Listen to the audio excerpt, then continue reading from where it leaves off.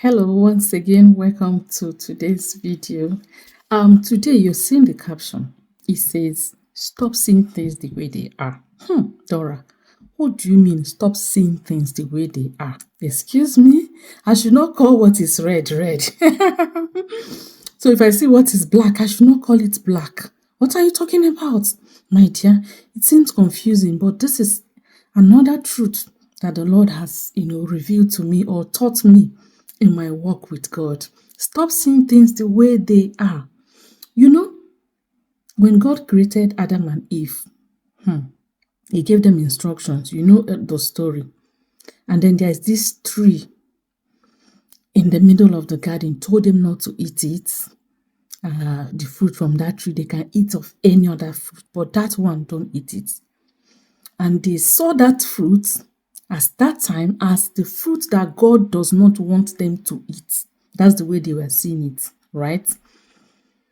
But when Satan came, he asked Eve, what did God actually say? He said we should not eat this and that. He said, you know what? Because when you eat this fruit, your eyes will open. You will begin to see things the way God sees them. Go and read King James Version. And the French version, like I always say, it says, dès que vous en aurez mangé, vous verrez les choses telles qu'elles sont. You will start seeing things the way they are. Once you eat of this fruit, you will start seeing things the way they are. So you will know what is good and what is bad.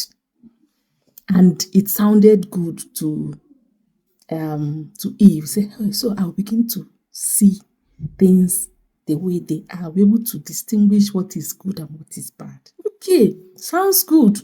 So now you see, it was there that actually, when they ate that fruit, what happened? They actually saw things the way they are. So the devil did not lie.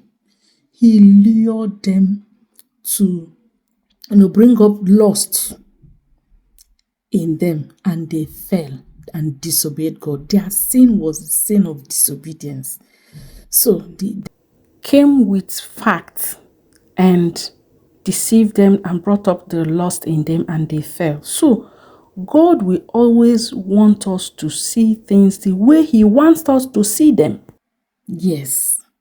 So when things happen, you have to ask God, how do you want me to see this? How do I see this? The way you see things that will make you to react the way you will react. Those people that you call witches and wizards, village people, evil men, everybody evil men, this and that. Yes, they're actually evil because they have allowed the enemy to lay hold of their hearts and be using them.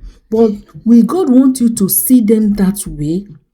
Or will God want you to see them as people that are pitiable, as people that are actually perishing, as people that actually need help? You see?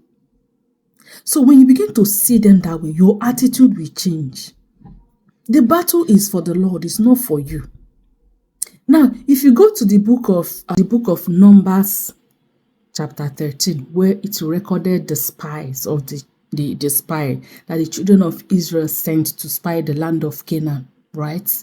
So you see those people, they went. When they went to see the people in the land, they actually saw them giants. And the truth be told, they are giants. The land is filled with milk and honey, which is the truth. So when they came, they reported things exactly the way they saw it, the way they are. They are giants. And they are smaller than them. So if you take the facts and place it side by side, you will see that their fear could be justified. But God was angry with them because God did not want them to see them that way. It was only Caleb that saw them the way God wanted them to see them. Yes, they are tall, they are giants, but they can't defeat us. They don't have the capacity. They are seeing there are people we can just walk over. So it was only Caleb that saw them the way God wanted them to see them. If you even go to the time of Christ, when Jesus looked at the multitude, those people full of evil. Do you know that even Jesus knew that these same people will shout, crucify him on his day of trial? They will still, but he wasn't seeing them that way. He saw them, he had pity on them. He wasn't seeing them. He saw men as people that are walking as sheep without shepherd. That's how he was seeing them. He wasn't seeing them as gullible people that were following him for miracles. But that's what they are.